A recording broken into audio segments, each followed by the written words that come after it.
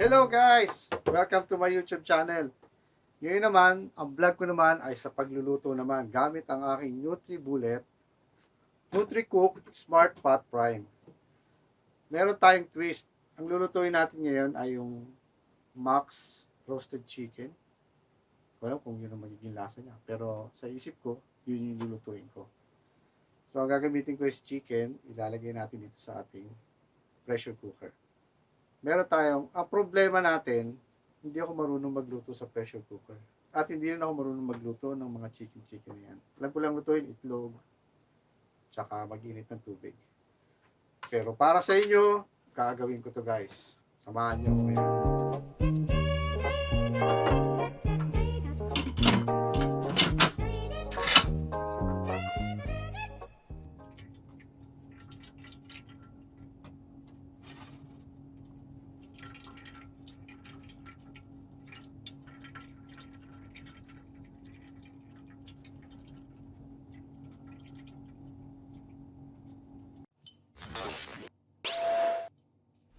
Okay guys, habang ating pinapalamig pa yung manok natin, dinidefrost natin, at marinate natin, check muna natin kung ating sauce dito. So itong sound, itong speaker, kung gusto nating tanggalin, pwede natin pilitin to plus. Yan, mag-off yung audio mo, yung beep mo. Pag gusto natin mag-on ulit, pilitin mo lang yung plus ng mga 3 seconds. So ayan, nag-on na siya. Okay guys, itong tatlong hindi gumagamit ng pressure. Tingnan natin kung paano nagpa-function.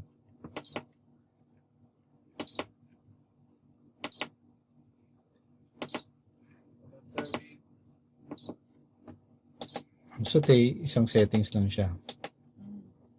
Ang yogurt, ganun din, nagbabago rin siya.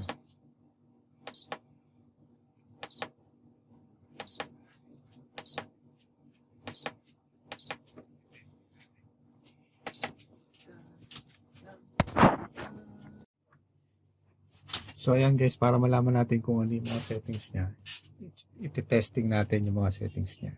So pag pinindot natin yung soup broth, ang mangyayari, lalabas yung pressure at saka mode. Pag pinindot mo yung soup ulit, lalabas more, less. So laging ganyan lang yan, paulit-ulit lang. So 20, 30, 99. Pwede mo iset siya. Pag naset mo na siya ngayon, pwede mo naman siya i-plus minus. Gamit itong plus minus natin. Tapos pressure, kung gusto mo baguhin, low, high. Dalawa lang ang pressure, low, high. So kung mid naman, ganun din, normal, more, tsaka less. So iba-iba yung number niya, iba-iba yung settings ng number nila. Ayan, nag-start na siya. Sa bean naman, ganun din. So iba-iba din yung number niya. Sa chicken, iba-iba din. Sa egg, iba-iba rin siya. So kaning, ganun din, iba-iba rin. Sa rice, sa biryani, sa porridge, steam, cake, at keep warm.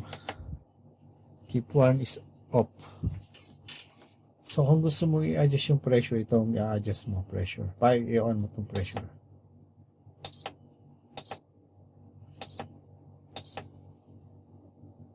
So baguhin yung pressure niya, low and high. Pag delay naman, pag pinindot mo yung delay siya ng 30 minutes. 1 hour, 1 and a half, 30 minutes too. So every 30 minutes yung ano niya, intervals niya. Hanggang 24 hours siya.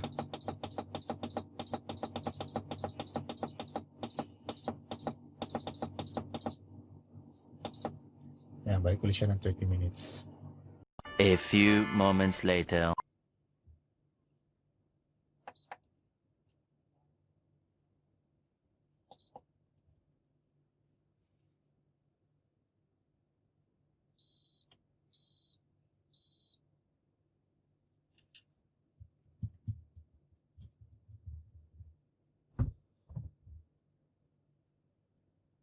A few moments later.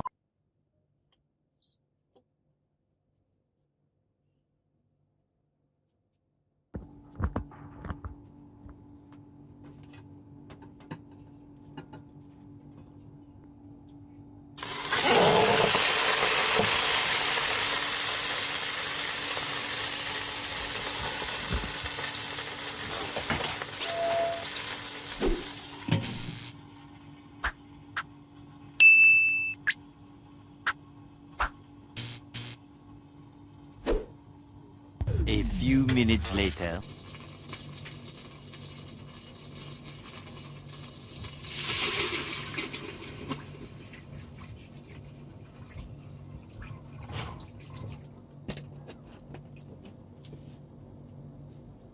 Ano pa ba yung ilalagay?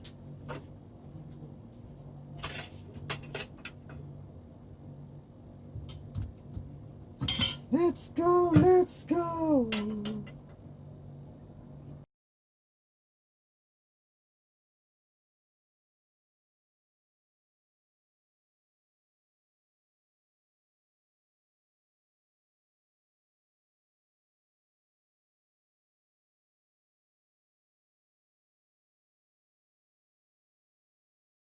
Okay guys, ngayon naman isasara na natin siya gamit yung ating takip.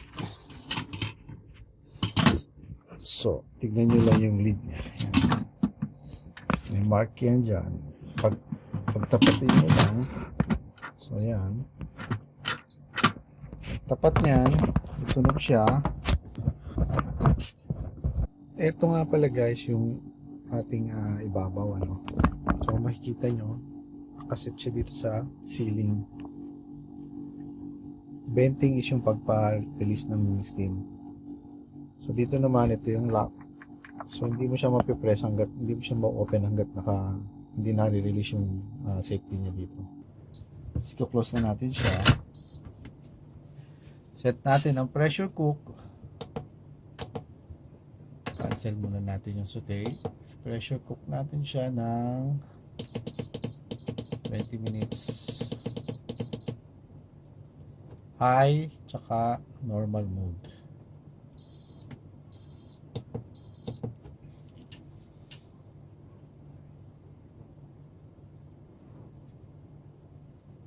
Tapos hintayin na lang natin siya. Ganoon lang siya kadali guys.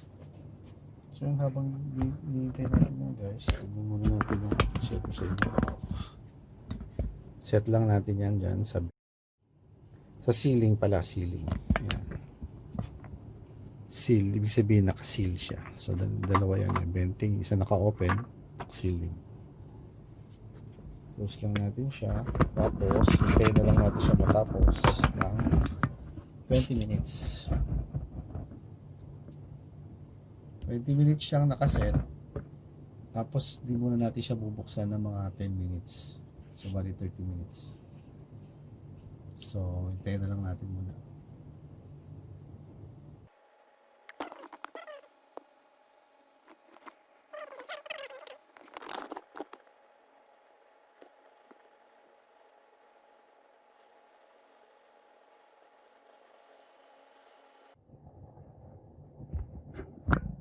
So yun guys, lumalakas yung ating steam sa ibabaw.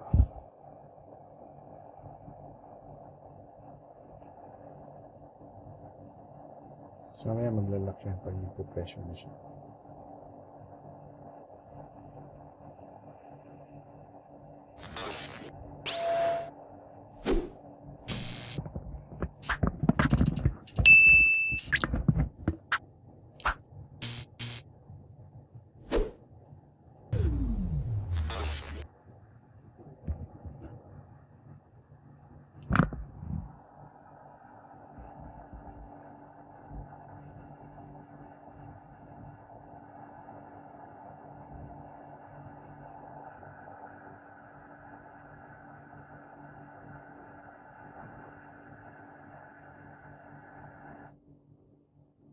Ayan, nag-lock na siya guys. So ibig sabihin naka-pressure na tayo.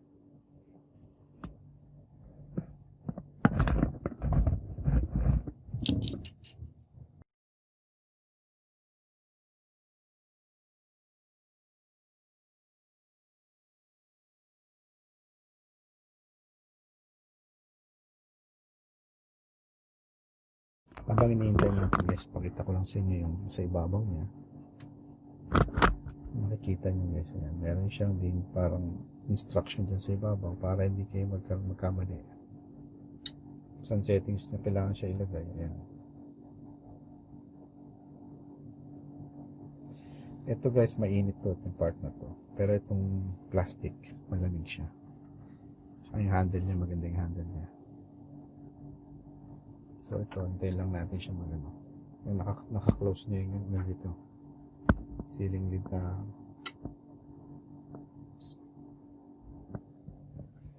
So yun guys, nagbago siya.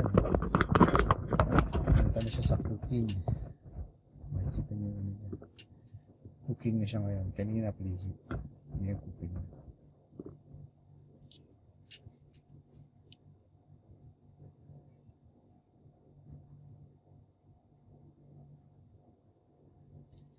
Itong part na to, medyo umiinit din siya dito. Kabila.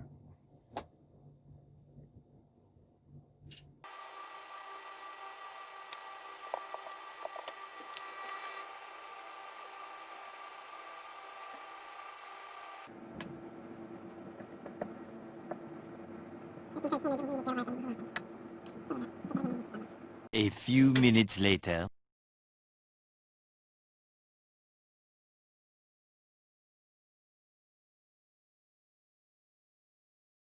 Okay guys, kung makikita nyo, nagka-count siya ulit to. So ayan, pwede natin hintayin siya after mga 10 minutes. Depende sa inyo kung anong ilang minuto nyo siya gustong i-pressurize pa bago nyo siya i-open. Siguro hintayin muna natin ng 10 minutes. After ng 10 minutes, saka natin kasing gawin yung pressure.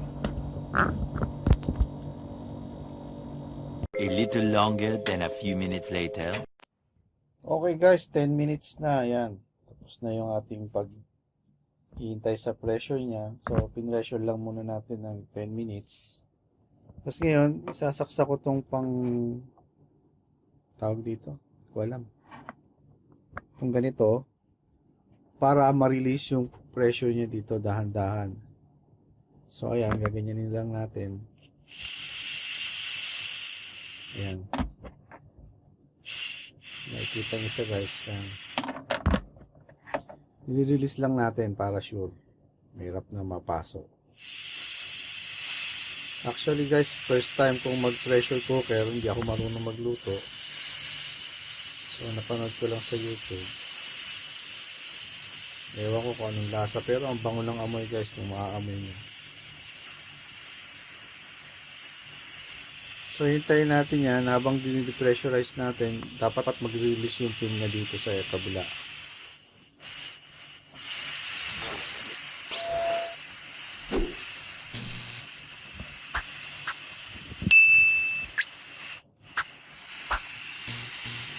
So, yan yung pin dyan. Dapat niya mag-release yun. Hintayin natin yan bumaba. Mag-release yan mamaya.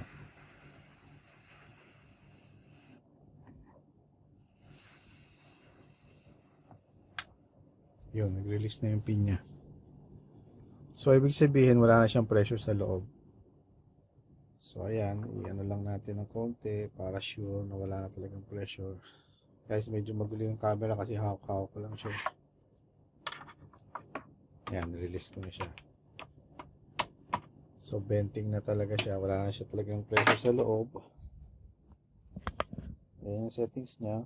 Nabayaan ko lang siyang umandar. Siguro kailangan i-off ko na siya para sure no. Off na natin siya. Off na. So check natin kung ano yung itsura ng ating luto. So nakalock pa rin siya. Kailangan natin i-press to para ma-open natin. Oops, tandaan lang. Pag open nyo guys, i-ganon nyo siya, iangat nyo lang ng kaunti, pero palayo sa inyo, wag palapit sa inyo. Ayan, paganyan nyo siya dyan. No? Palayo yung steam, para hindi kayo mapasok. So, tingnan natin kung tsura ng luto natin. Ayan guys, kung makikita nyo guys, Nagkalasog-lasog na siya, pero maganda pa rin siya tignan na. So ngayon, ang gagawin naman namin, lalagyan namin siya sa air fryer. Lalagyan namin ng konting asin, paminta. Mamaya papatikin natin sa lasa. Ayan guys, aangat natin yung ating manok. Actually, hindi naman siya mainit eh, pag sa loob eh. Pwede kong ang hawakan kagad eh. So, angat natin siya. Lagay na natin sa plato. Ayan guys, kung makikita yung chicken, ang sarap niya. Ito yung ating pinahigang manok. Diba guys? Tapos ngayon, air fryer naman namin siya. Ayan na guys, ang ating chicken pagkatapos i air fryer. Tingnan nyo guys, ang sarap. Ayan, tingnan nyo, wow.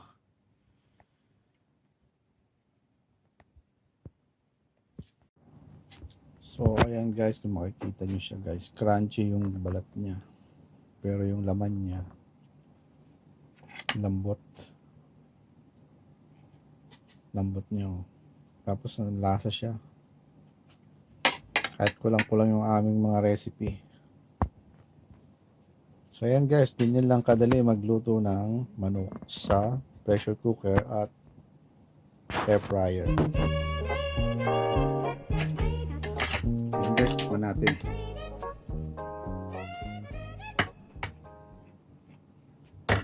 Sarap.